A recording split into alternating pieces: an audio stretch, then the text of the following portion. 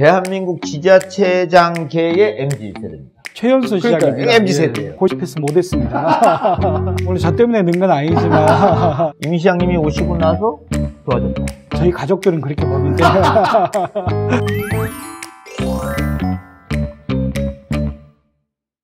네, 안녕하십니까. 기호TV와 함께 만납니다.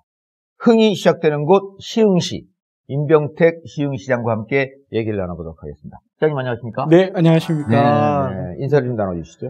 네, 너무 반갑습니다. 우리 기호TV 우리 그 애청자 여러분, 우리 시청자 여러분. 네. 네, 오늘 또 좋은 만남 기대합니다. 네.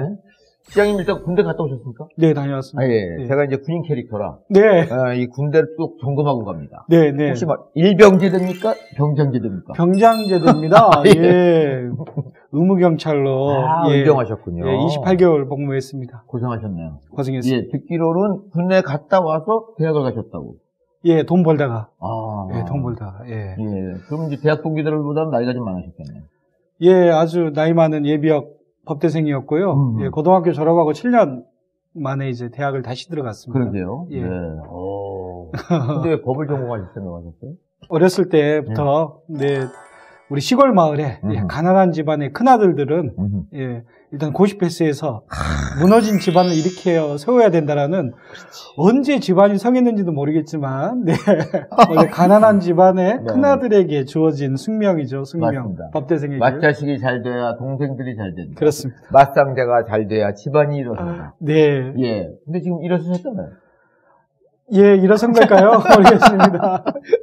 예. 우리 임병택 시장님과 이제 본격적으로 얘기를 좀 나눠보도록 하겠습니다. 지금 시장 된 지가 3년 되십니까? 네, 4년 차? 예, 4년 차입니다. 4년 차 좋았죠? 네.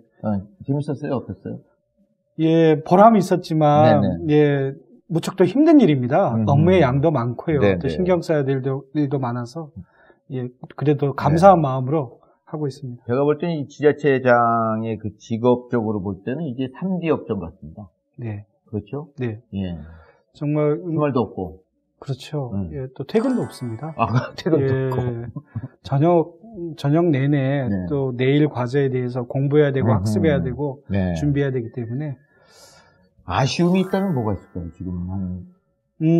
이게 정치인의 삶이 또 공인의 삶이잖아요. 그렇죠. 또 가족과 함께하는 시간이 아무래도 부족해서 그런 부분이 늘 또 미안한 마음이에요. 네네.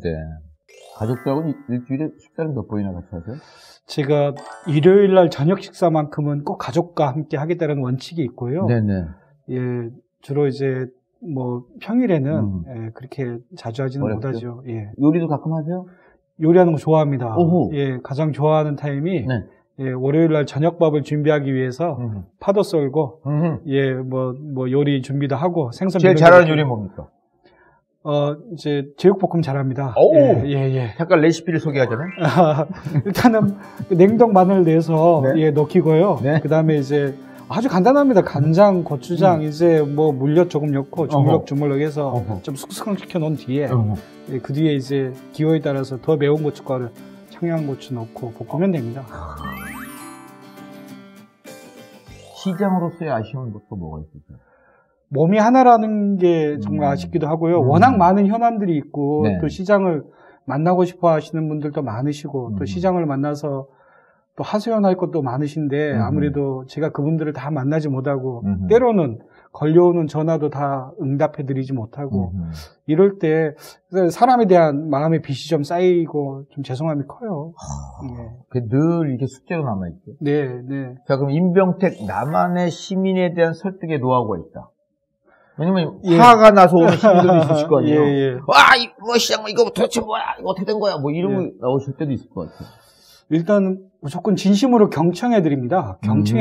그분의 말이 맞든 틀리든 네. 아니면 사실관계에 대한 뭐 이런 부분까지 정확히 확인해드리고 요즘 세상에 숨기고 뭐하고 할 거 없습니다. 맞습니다. 있는 그대로 정보는 다 공개되어 있기 때문에 그분의 말씀을 있는 그대로 진심으로 경청해드리고 되는 건 되고 안 되는 건 안 되는 거죠. 잘못했다고도 하십니까?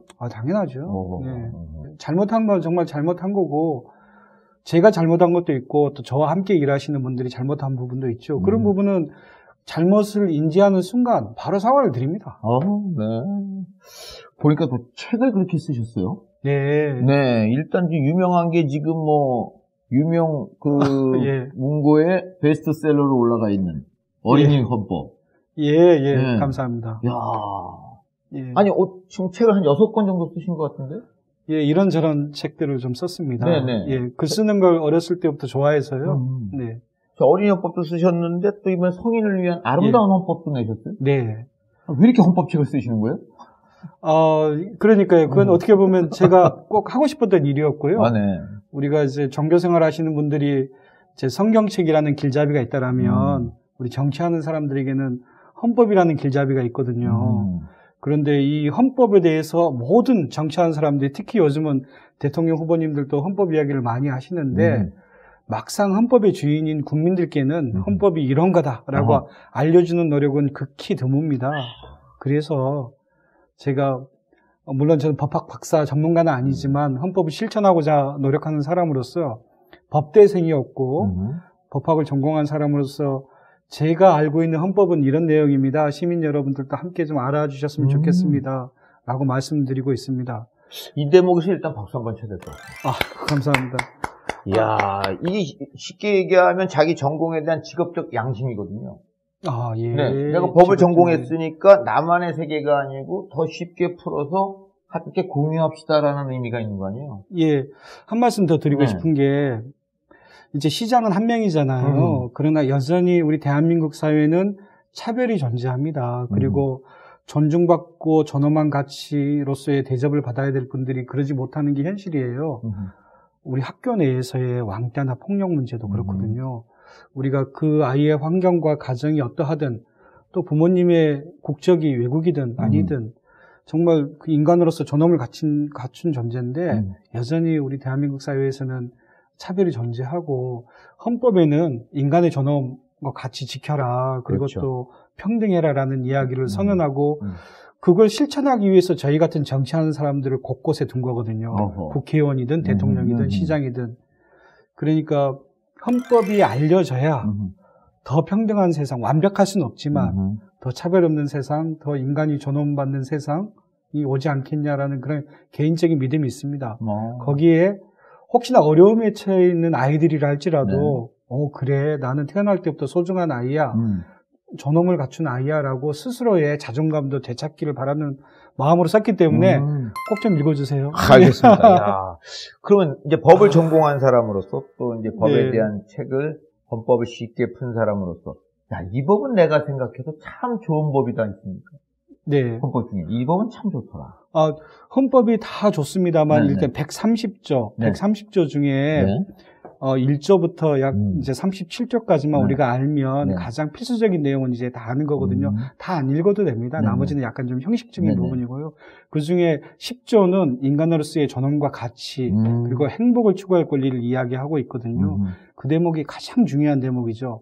누구든지 인간으로 태어났기 때문에 차별 없이 존중받아야 된다라는 이 정신, 이 가치가 실천돼야 됩니다. 고시 패스하고 뭐하고 다 해도 법을 이행하는 사람이 많지 법을 이렇게 진심으로 이해하는 사람은 제가 많이 못 본 것 같아요. 우리 시장님만큼. 예, 그러니까 이제 성경책이 있다고 성경 말씀대로 살기는 어렵잖아요. 헌법이 있다고 헌법 정신대로 살기는 어려운 세상입니다만 그러나 예전에 조선시대 때 백성들은 글자 몰라도 돼. 중국 한자면 충분해. 이랬던 시절에 누군가는 한글을 만들었잖아요. 백성들도 알아야 된다라는 심정, 그 10분의 1이라도 뭐 10,000분의 1이라도 쫓아가고 싶은 거죠. 헌법을 왜 정치인들이 독점해요? 그렇죠. 왜 고시 패스한 사람들이 독점해요? 그렇죠. 알려야죠. 그렇죠. 헌법의 주인인. 어려운 공부는 시험 보기 위해서 하는 분들이 꽤 있던데. 네. 공부를 공부답게 하셨네요. 예, 그래서 고시 패스 못했습니다. 아니, 고시 패스가 뭐가 중요합니까? 네. 이렇게 실생활에서 법을 아름답게 실천하고 계신데. 그건 문제 없습니다. 감사합니다. 예. 자, 보니까 또 지방자치단체 행정혁신 우수기관으로 선정이 됐습니다. 네. 네. 시민들이 이건 참 뿌듯해하겠다 할 만한 사례가 있습니다. 예, 우리가 이제 원도시와 신도시가 있잖아요. 네네. 특히 원도심에는 정말로 주차난이 어렵고 힘듭니다. 그런데 내 가게 앞마당을 내주시는 분들도 계시고 우리 학교 저녁에 내주시는 분들도 계시고 네네. 또 우리 교회에 주차장을 개방해 주시는 분들이 계시는데 네네. 이걸 우리 이제 나눔 주차장 사업이라고 합니다. 정말로 많은 분들이 도와주셔서 네. 우리가 보통 막대한 예산을 들여서 땅 사고 주차장을 짓게 되면 수십억이 들거든요. 그렇죠, 그렇죠. 그런데 그런 분들의 봉사를 우리 이제 행정이 가서 말씀드리고 했더니 벌써 1,600명 정도 이제 주차장을 확보할 수가 있었고요. 네네. 그런 분들의 참여를 이끌어내기 위해서 우리 공직자분들이 정말 노력해 주셨고요. 네. 이런 것도 하나의 주차장만 짓는 게 아니라 행정의 혁신이라고 보여지고요. 네. 돌봄 시스템을 구축한다든지 그리고 또 교육과 관련돼서도 다양한 정보 제공을 한다든지 이런 것들이 우리 시흥시만의 행정의 혁신 모델이라고 저는 그렇게 생각합니다. 그래서 이제 그것들이 연계돼서 이제 스마트 도시로 가시는 거고. 네, 네. 지수를 이제 1부터 10으로 봤을 네, 때 네. 몇 단계 정도 온 것 같습니다. 아직 초보죠. 아직 초보죠. 완전 네, 초보죠. 네. 네. 초보긴 하지만 우리 대한민국 226곳의 기초지자체 중에서는 그래도 탑 뭐 10% 안에는 드는 네. 좀 앞서가는 도시라고 생각은 합니다. 네, 근데 어쨌든 스마트 도시 그 안에 질적인 뭐 양적인 이런 걸 떠나서 일단 인구 이동이 없어야 사실 스마트 도시에 가는 기반이 되지 않겠습니까?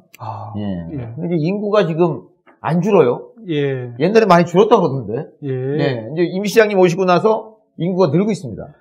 예. 물론 저 때문에 는 건 아니지만. 솔직하시네. 예. 야, 딱 걸었는데 안 넘어오시네. 예. 예. 저희 시흥시는 도시 면적이 아주 넓어요. 네네. 오히려 인천만 합니다. 인천에 이제 신도시들 빼면 네네. 원 인천만 한 예, 면적을 예, 가지고 인천. 있는 예. 도시거든요. 그런데 이제 곳곳이 그린벨트여서 이 그린벨트를 이제 중앙정부가 이제 특히 LH 중심으로 공공택지를 지정해서 그린벨트를 풀고 아파트를 지어서 지금 한 5년 전부터 네. 계속 입주하고 계시는 도시여서 네. 급격하게 인구가 이제 늘고 있는 도시입니다. 네. 그게 이제 저도 여론조사를 좀 해보니까 정확하진 않습니다. 믿지 마십시오. 네. 임 시장님이 오시고 나서 좋아졌다. 라는 여론이 좀 많던데. 저희 가족들은 그렇게 보는데. 예. 굉장히 담백하신 분이네. 예. 예. 또 뭐 요새 이제 화두가 MZ세대 합니다. 예. 그죠? 예. 뭐 청년들의 존재감이 두드러지고 있고. 그렇게 보면은 대한민국 지자체장계의 MZ세대입니다. 예. 임 시장님, 그죠? 최연소 시장입니다. 그러니까 MZ세대예요. 예. 예.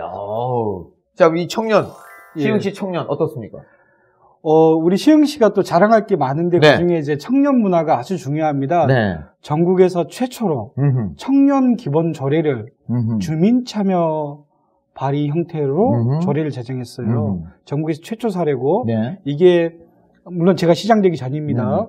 그러한 청년 문제에 관심을 가진 청년들이 다수가 존재하는 도시가 우리 시흥시였는데 이게 모태가 돼서 우리 한 3년 전에 우리 중앙정부에서 청년 기본법을 제정하는데 그 모델로 우리 시흥시의 청년 기본제례가 이제 그 사용됐고요. 마찬가지로 저희 정책으로서는 그 당시에 만들어져 있던 청년 기본조례에 규정되어 있는 것처럼 청년위원회가 있고 네. 청년정책협의회가 있습니다. 네네. 그래서 각 분야의 정책에 있어서 청년들의 참여와 검토가 시스템화되어 있는 도시입니다. 그래서 그런 부분들이 어떻게 보면 우리 시흥시만의 청년정책이라고 보여지고요. 네.